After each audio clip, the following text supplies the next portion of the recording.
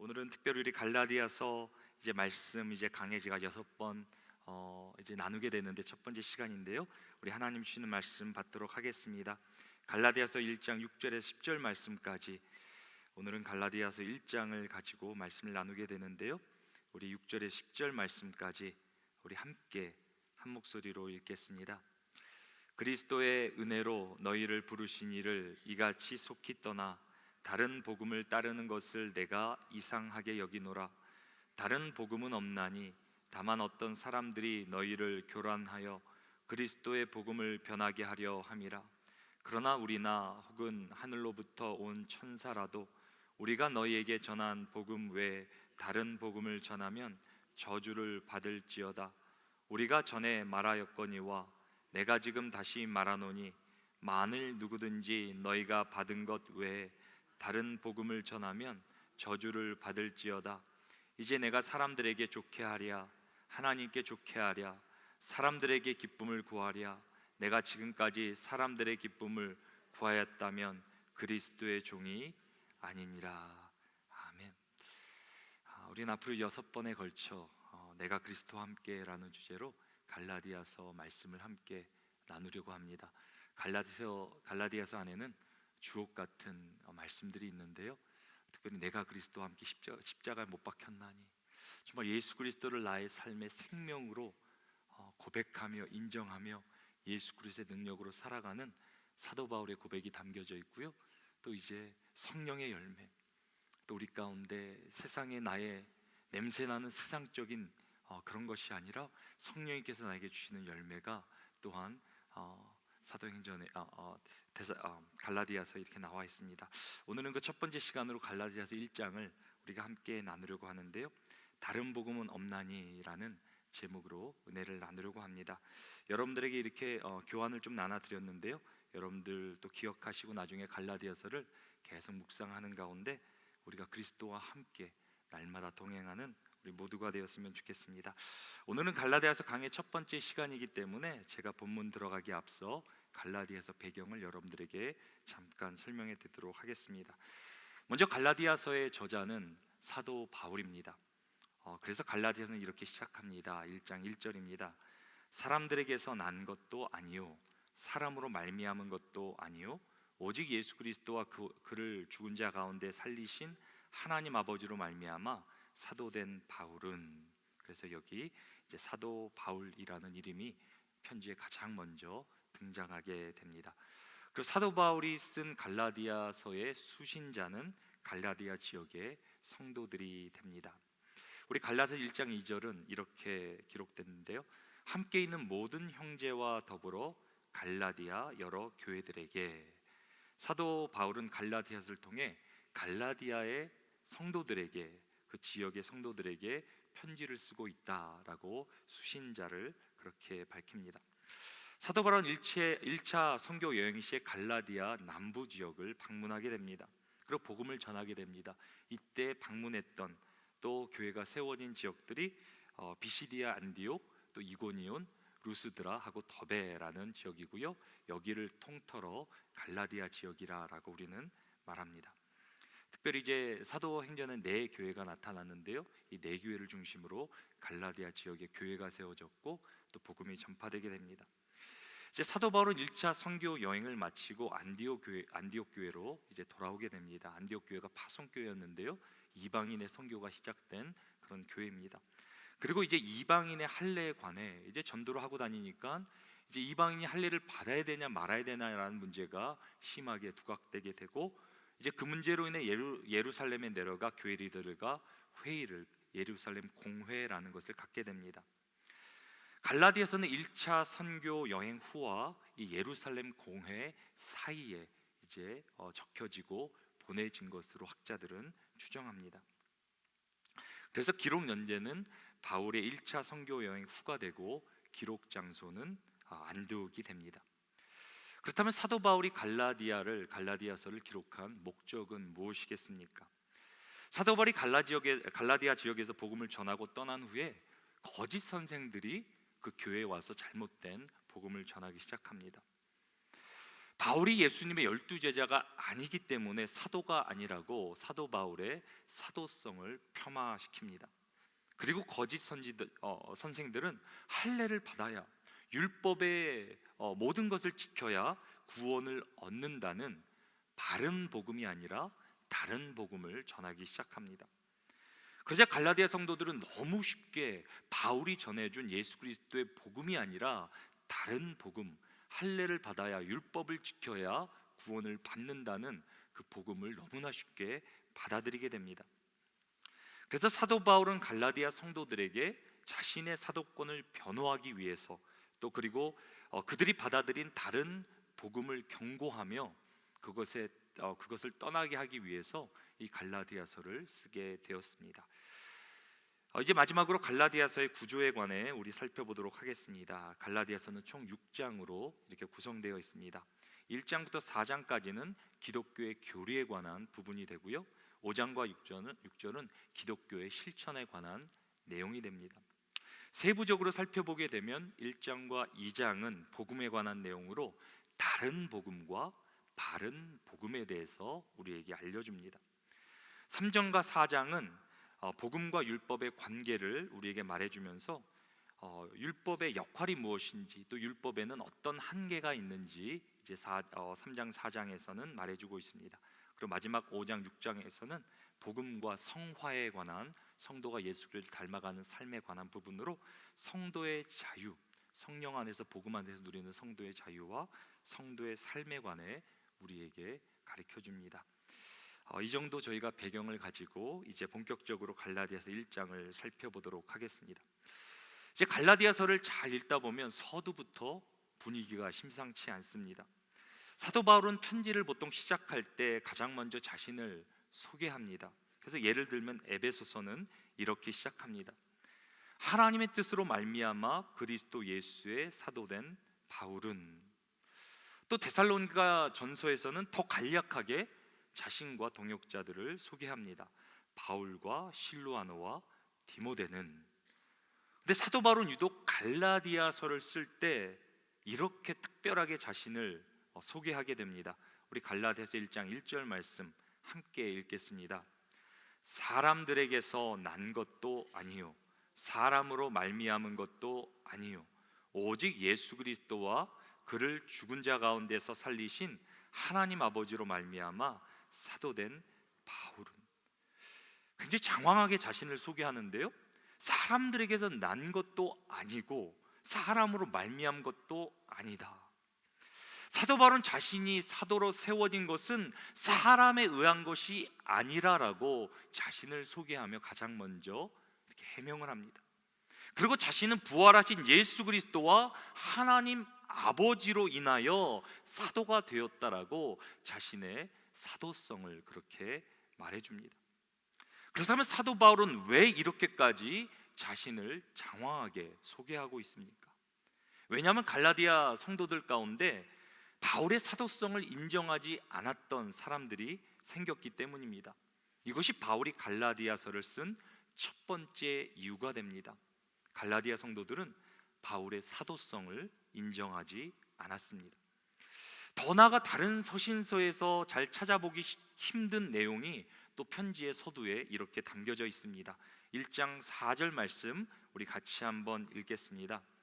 그리스도께서 하나님 곧 우리 아버지의 뜻을 따라 이 악한 세대에서 우리를 건지시려고 우리 죄를 대속하기 위하여 자기 몸을 주셨으니 영광이 그에게 세세토록 있을지어다. 아멘. 이 구절은 인간의 구원에 관한 대목이 됩니다. 예수 그리스도께서 하나님의 뜻에 따라 우리 죄를 대속하기 위해서 십자가에서 자기 몸을 주셨다. 그리고 그에게만 영광이 세세토록 있을 것이다 라고 예수 그리스도를 높이며 그분의 십자가의 대속을, 그 구원을 말해줍니다. 이것을 우리가 복음이라고 부르는데요, 근데 사도 바울은 왜 편지의 인사말 서두에 이 복음을 말합니까? 갈라디아 성도들 가운데 그리스도의 복음이 아닌 다른 복음을 받아들였기 때문입니다. 갈라디아 성도들은 다른 복음을 받아들입니다. 사도성을 인정하지도 않고 다른 복음을 받아들인 갈라디아 성도들을 향해 사도 바울은 이렇게 호소를 합니다. 6절과 7절입니다. 그리스도의 은혜로 너희를 부르신 이를 이같이 속히 떠나 다른 복음을 따르는 것을 내가 이상하게 여기노라. 다른 복음은 없나니 다만 어떤 사람들이 너희를 교란하여 그리스도의 복음을 변하게 하려 함이라. 너희가 다른 복음을 따르는 것을 내가 너무 이상하게 여긴다. 사도 바울이 왜 이렇게까지 갈라디아 성도들에게 반응합니까? 갈라디아 성도들이 사도 바울보다 거짓 교사들의 말을 더 신뢰했기 때문입니다. 갈라디아 성도들은 거짓 교사들을 더 신뢰합니다. 그런 갈라디아 성도들을 향해 사도 바울은 다소 좀 격양된 억양으로 이렇게 경고합니다. 8절과 9절입니다. 그러나 우리나 혹은 하늘로부터 온 천사라도 우리가 너에게 전한 복음 외에 다른 복음을 전하면 저주를 받을지어다. 우리가 전에 말하였거니와 내가 지금 다시 말하노니 만일 누구든지 너희가 받은 것 외에 다른 복음을 전하면 저주를 받을지어다. 아니, 편지의 서두부터 굉장히 무시무시하게 저주에 관한 얘기를 쏟아붓는데요, 다른 복음을 전하면 저주를 받을지어다. 그리고 여기서 우리라는 말은 사도 바울 자신을 포함합니다. 나 자신도, 나도 지금 복음을 전한다 그러지만 너희에게 전한 복음 외에 다른 복음을 전하면 나도 저주를 받을 것이다 라고 말하는 거예요. 더 나아가 하늘로부터 온 천사라도 다른 복음을 전하게 된다면 저주를 받을 것이다. 사도 바울은 다른 복음을 전하면 저주를 받을 것이라 엄중하게 경고하고 있습니다. 사도 바울은 왜 이렇게까지 분노합니까? 왜냐하면 이 복음이라는 것이 변질되면 구원의 역사, 하나님께서 우리를 살리시는, 하나님의 백성으로 만드시는 구원의 역사도 사라지기 때문입니다. 사도 바울은 이제까지 이 복음을 위해 자신의 생명을 바쳤고 갈라디아 성도들에게 이 복음을 전해주기 위해 자기의 생명을 준 것뿐만 아니라 정말 죽기로 각오한 그런 사람이었습니다. 그리고 그 사실을 사도행전은 너무나 잘 기록하고 있습니다. 사도 바울은 먼저 이제 1차 선교 여행 시에 비시디아 안디옥에서 복음을 전하게 됩니다. 이제 사도행전에 보면은 13장 14장에 보면, 특별히 13장에 여기서 많은 유대인들과 헬라인들이 복음을 받아들였다라고 그렇게 기록합니다. 그리고 온 시민이 하나님 말씀을 듣고자 모여들었다. 이 비시디아 안디옥 가운데 큰 부흥의 역사가 일어납니다. 근데 그 당시 그 자리에, 그 지역에 있었던 유대인들이 바울을 시기하며 핍박하며 그 지역에서 바울을 쫓아내게 됩니다. 그래서 사도 바울이 어디로 이동하냐면 이고니온이란 곳으로 이동하게 됩니다. 여기서도 허다한 유대인들과 헬라인들이 복음을 받아들이게 됩니다. 근데 유대인들이 이방인들을 선동하여 바울을 모욕하며 돌로 쳐 죽이려고 달려듭니다. 그래서 바울은 어디로 이동하게 됩니까? 루스드라라는 곳으로 이동하게 됩니다. 여기서는 나면서 걷지 못하는 어떤 한 사람이 치유되는 놀라운 역사가 일어나게 됩니다. 근데 유대인들이 안디옥과 이고니온에서 쫓아와서 바울을 돌로 쳐 죽입니다. 그리고 바울을 성 밖으로 끌어내 버렸다라고 성경은 기록합니다. 사도행전 14장 19절입니다. 유대인들이 안디옥과 이고니온에서 와서 무리를 충동하니 그들이 돌로 바울을 쳐서 죽은 줄로 알고 시외로 끌어내치니라. 여기서 죽은 줄 알고 시외로 버렸다라고 기록하지만 이미 사람들의 눈에 죽은 거예요. 돌에 맞아 죽어서 성 밖으로 던진 거예요. 버린 거예요, 이 죽은 사람을. 사도 바울은 이 갈라디아 지역의 성도들에게 복음을 전하기 위해서 순교한 거예요. 근데 성경은 사도 바울이 그 다음날 기적적으로 살아났다라고 그렇게 기록합니다. 그때 사도 바울의 상황이 어땠겠습니까? 돌에 맞아 죽을 정도 됐으니까 피투성이 됐을 거고 온몸은 만신창이로 되지 않았겠습니까? 그러면 멈춰야죠. 자기가 죽었는데 지금도 거의 거동도 못할 만신창이가 되었는데 멈춰야죠. 근데 바울은 멈추지 않아요. 그 상태로, 피투성이 상태로, 만신창이가 된 상태로 바울은 더베라는 갈라디아 지역에 가서 복음을 전했다 그럽니다. 그리고 많은 사람을 제자로 삼았다라고 사도행전은 그렇게 기록합니다. 사도 바울은 미친 사람이에요. 복음에 미친 사람이에요. 예수에 미친 사람이에요. 이 복음이라는 걸 전하기 위해서 이미 자기의 생명을 하나님께 드렸고 죽기를 각오한 사람이에요. 그리고 이제까지 복음을 전했던 갈라디아 지역을 떠나기 전에 돌아보며 그 갈라디아 성도들이 이렇게 마지막 말씀을 전해요. 사도행전 14장 22절 우리 같이 한번 읽어보겠습니다.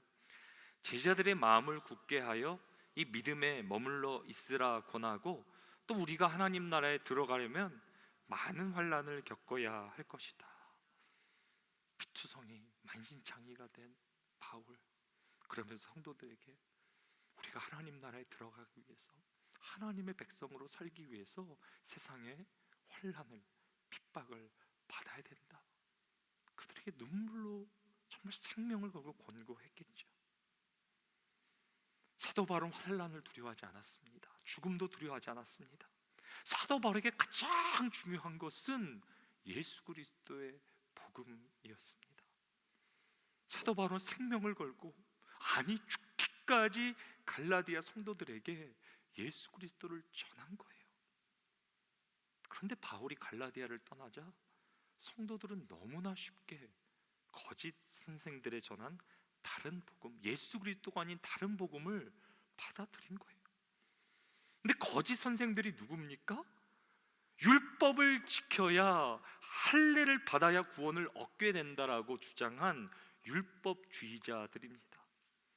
근데 이 소식을 들은 사도 바울은 더 가슴이 찢었을 거예요. 이건 아닌데. 왜냐, 우리가 잘 알듯이 사도 바울 자신이 거짓 선지자보다도 더 독실한 율법주의자였기 때문이에요. 자신은 그 길을 너무나 잘 알기 때문이에요.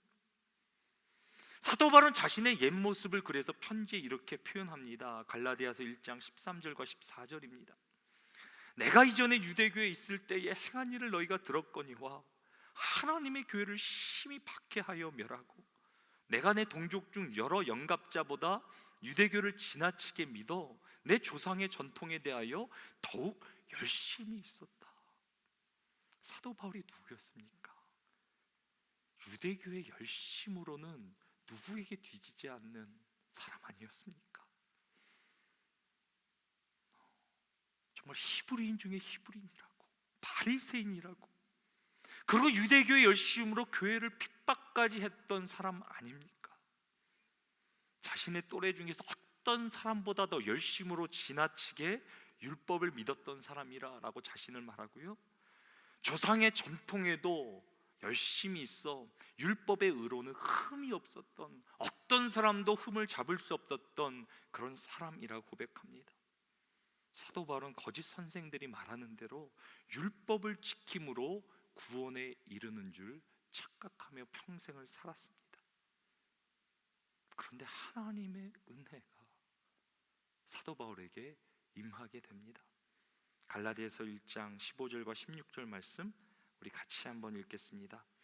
그러나 내 어머니의 태로부터 나를 택정하시고 그의 은혜로 나를 부르시니가 그의 아들을 이방에 전하기 위하여 그를 내 속에 나타내시기를 기뻐하셨을 때에 내가 곧 혈육과 의논하지 아니하고, 내가 아직 죄인 되었을 때 예수 그리스도를 핍박하고 교회 성도들을 옥에 가두고 잡으러 다니고 그들을 죽이려고 할 때 하나님께서는 이미 사도 바울을 어머니의 태로부터 택정하시고 은혜로 부르시고 예수 그리스도를 이방에 전하기 위한 사도로 세워주셨다.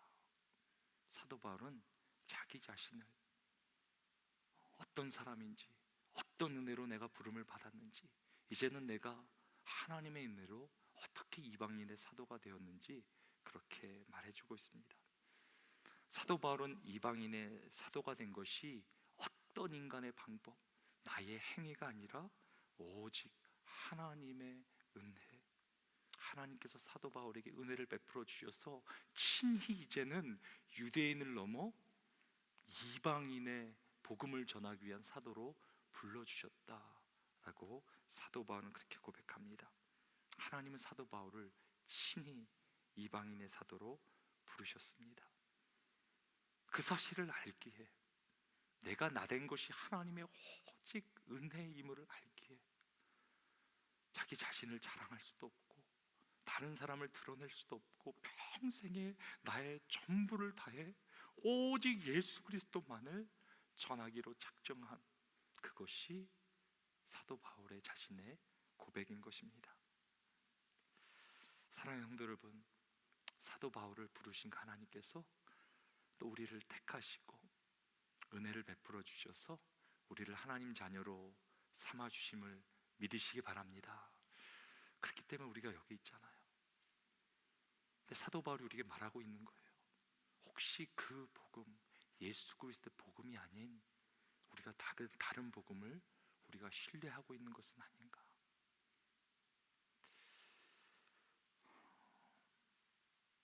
어제 이렇게 대선이 이제 잘 마치게 됐고요. 저는 아직도 이 미국 땅을 위해 기도하는 것이 하나님께서 이 땅 가운데 은혜를 베풀어 주시리라 저는 그렇게 믿습니다. 정말 하나님의 은혜, 말씀의 기반으로 세워진 이 나라 아닙니까? 근데 지금 이 나라가 어디로 가고 있습니까? 하나님의 창조의 질서에서 멀어져, 하나님의 복음에서 멀어져 복음으로 시작했는지 이제는 다른 복음, 다른 것을 전하며 아메리칸 주림을 꿈꾸며 나가는 이 시대가 되지 않았습니까? 그런데 우리는 복음으로 시작했는데 오늘 하루 우리의 삶 무엇으로 살고 있습니까?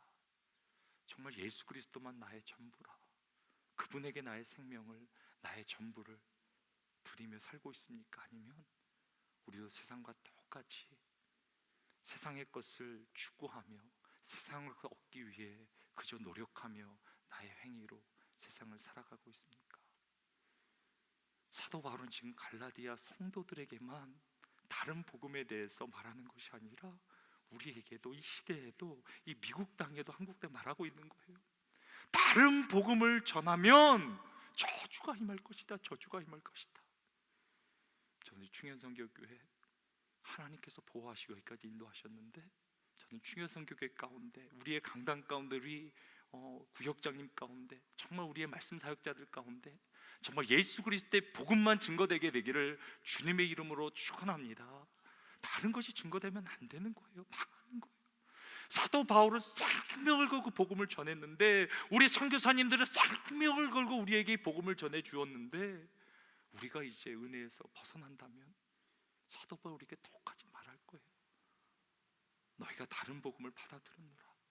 다른 복음을 전하면 너희에게 저주가 임할 것이다. 저는 우리 충현선교교회 오직 예수 그리스도의 은혜, 우리 자신을 드러낼 것이 무엇이 있겠습니까? 아무런 소망 없이 저주 가운데 심판으로 달려갔던 자, 하나님의 오직 은혜로 우리가 여기 서 있는데, 우리가 예수 그리스도만 구하고 전하고 증거하는 우리 모두가 되었으면 좋겠습니다. 우리 종교개혁가 마틴 루터는 갈라디아서 강해에서 이 갈라디아서를 깊이 묵상하며 이렇게 전합니다. 기독교의 의와 행위 사이에 중도란 없다. 행위를 통한 의 외에는 기독교의 의를 대신할 수 있는 것이 없다. 믿음의 근거를 그리스도께서 이루신 일에 두지 않는 사람은 자신의 행위에 둘 수밖에 없다. 은혜라는 것이 무엇인지, 은혜라는 건 무엇인지 표현하고 있는데요, 이제 두 가지 행위에 대해서 말하고 있습니다. 내가 하는 행위, 내가 오늘도 하려는 행위, 나의 노력과 그 모든 것, 그것을 내가 의지할 것인가? 아니면 예수 그리스도의 오직 십자가의 그 행위를 의지할 것인가? 내가 이거를 의지하지 않는다면 결국 나는 내 행위를 의지할 수밖에 없다라고 마틴 루터는 갈라디아서를 묵상하며 우리에게 말합니다.